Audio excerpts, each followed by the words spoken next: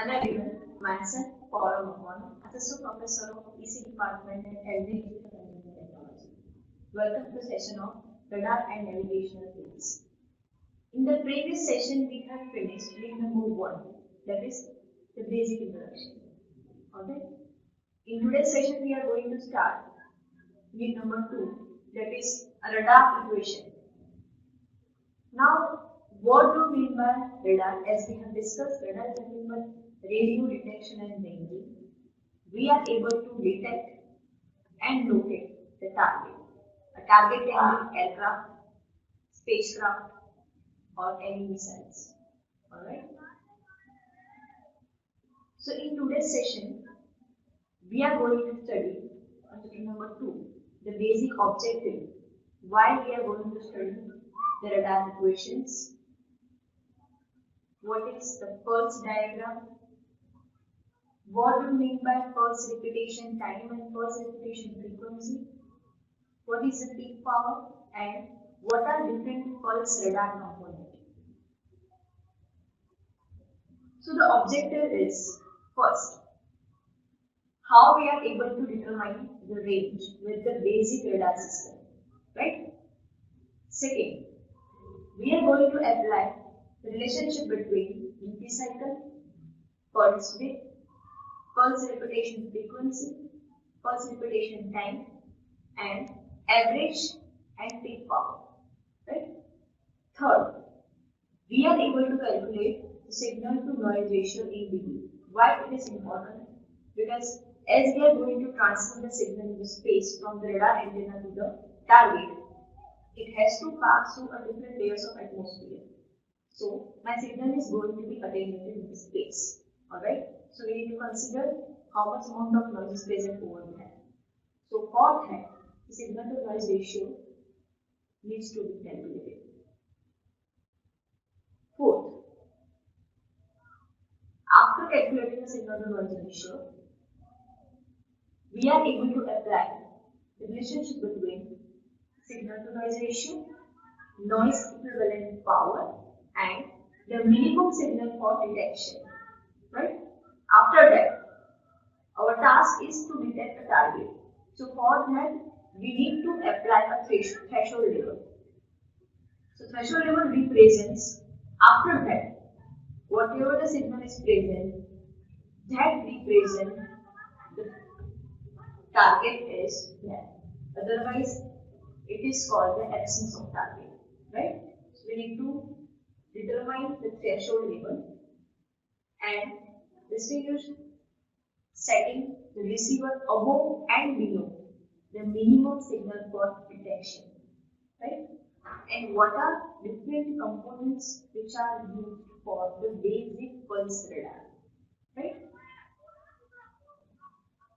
Now, we need to first identify the relationship between pulse width, pulse repetition time, pulse repetition frequency, rest time. So for that, we need to first understand what does it mean, right? So the first definition is the pulse repetition frequency. That means how much amount of pulse is going to be transmitted in 1 second is called the pulse repetition frequency. So it is pulse, right? PRT. So the whole span is called the PRT. That means it is the pulse width plus rest time, or we can say the inverse of pulse repetition frequency. Alright. Third, recovery time, or we can say the rest time. The rest time means for that particular period of time, we are not going to transmit the signal, or we are not going to transmit any pulse. Why? Because as we have transmitted the signal, we need to wait for the few minutes or few seconds to receive the echo signal from the target. Right? So that time period is called the rest time. Alright? And the pulse duration.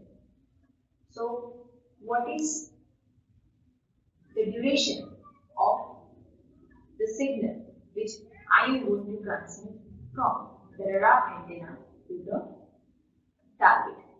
That is called the pulse duration. Right? As I have told you, the pulse repetition time is nothing but a time which has been lived in the milliseconds. Right? So what does it mean? You can see over here that the pulse rate is the 1 microsecond. This is the pulse rate. Okay? It has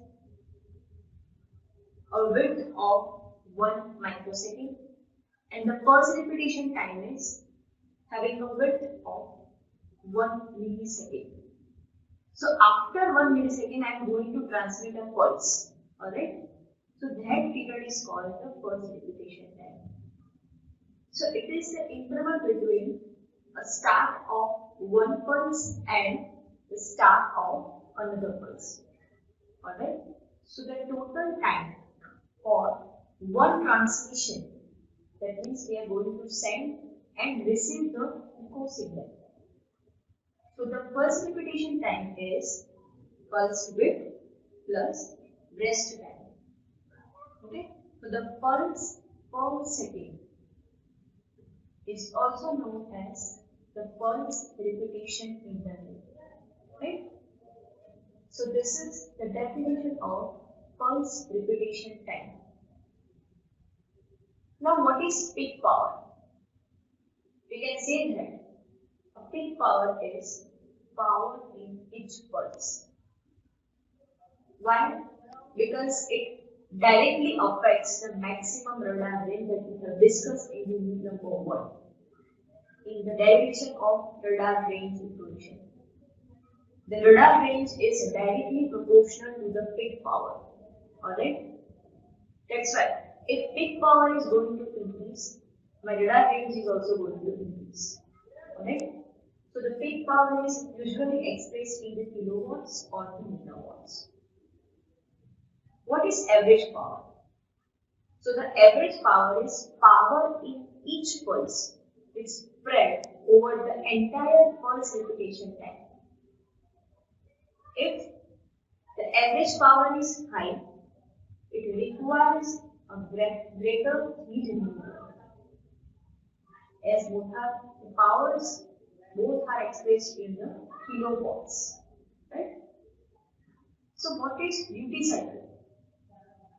Duty cycle is nothing but a multiplication of pulse width and pulse repetition frequency. And as you know that the pulse repetition frequency is inversely proportional to the pulse repetition time. That's why if you want to relate the pulse repetition time with the duty cycle, you can say that pulse width divided by the pulse repetition time. Alright? And if you want to relate it with the help of average and peak power, it can be related by average power divided by the peak power. That is the definition of duty cycle. Right? So it is the convenient way to express a loading on the transmitter. Right? We are able to determine the peak power and the average power from this diagram. You can see that over here. From the first diagram, you can see that the pulse width is very narrow, right? And in this diagram, pulse width is broad, right? So if you want to identify what is the average power, so the average power over here is at this level, and for the pulse width is higher, the average power is at this level. Okay? So this is the relationship between the peak power and the average power. Right? So duty cycle is equals to P average upon P peak. Right? Now let us take one example based on the average and the peak power. The statement is a 50 MHz radar has a pulse repetition frequency of 5 kHz. The average power P average is given 20 kilowatt and the pulse width is given as 2 microseconds. Now we need to calculate the peak power of this radar. We know the relationship between duty cycle, pulse width, pulse repetition frequency, average power and the peak power. So from this relation, we are able to calculate the peak power. How? We know that pulse rate is given 2 microseconds. PR rate is given 5000 Hertz. And average power is given, P average, that is 20 kilowatt. And we need to calculate the peak power, right? So we are going to use this equation. Pulse rate divided by pulse repetition time is equals to average power divided by the peak power. So 2 microseconds multiplied with the 5 kilohertz is equals to 20 kilowatt. So the peak power is 2000 kilowatt. Right? So this is the way to calculate the peak power. And if the peak power is given and the average power is given, then we are also able to calculate duty cycle from this relation. Right? Now what is pulse radar? As I told you in the beginning of chapter number 1, we are going to transmit the signal from radar to the target, and after some time we are able to receive the echo signal, right? But the signal which is going to be transmitted from the radar to target can be in the two forms.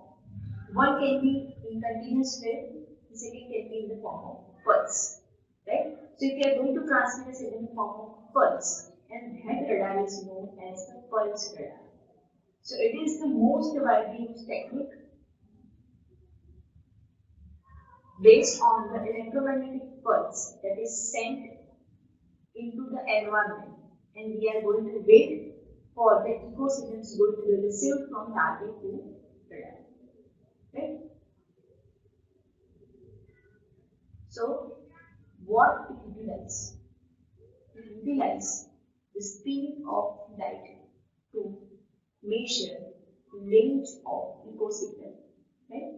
And we know that the basic radar range equation that depends on speed of light and the delta, that is a time interval, total time interval between transmitted and the received echo signal, right? Divided by 2. So what are different pulse radar components? We can say that pulse radar has this much component. So this is the block diagram of pulse radar. It includes the synchronizer, transmitter, power supply, display, and the receiver. So over here, transmitter and receiver is present, but only single antenna is there. So in between, we are going to use a duplexer. So duplexer will act as a switch. That means when we are going to transmit the signal, the duplexer will close the switch to the transmitting equipment. Right? So whatever signal that we are going to transmit, it is going to be transmitted to this single antenna. Okay? At that time, receiver is totally isolated.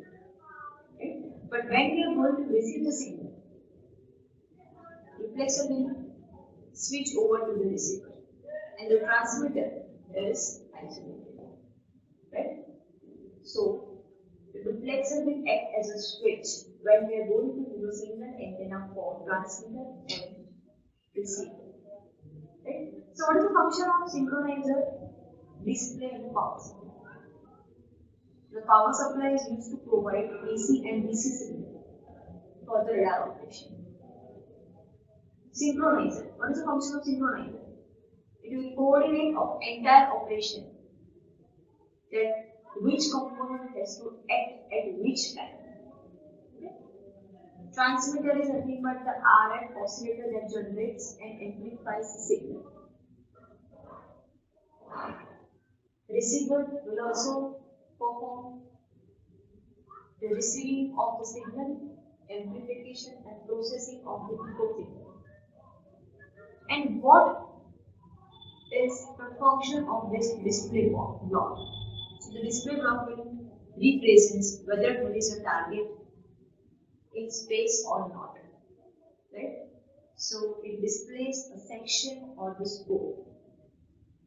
Now let us see what is display and how the target is going to be displayed on the scope. This is a demo that how a display looks like. So in basic pulse radar, you are able to find that this is the display in which you are able to find whether there is a target is present or not. In center, antenna is there. The antenna is continuously scanning horizontally as well as vertically to detect any target. Okay? It will continuously send and receive the signal to determine and detect the range and the angle of any target. Okay? So, chapter number 2, we have discussed the pulse radar component.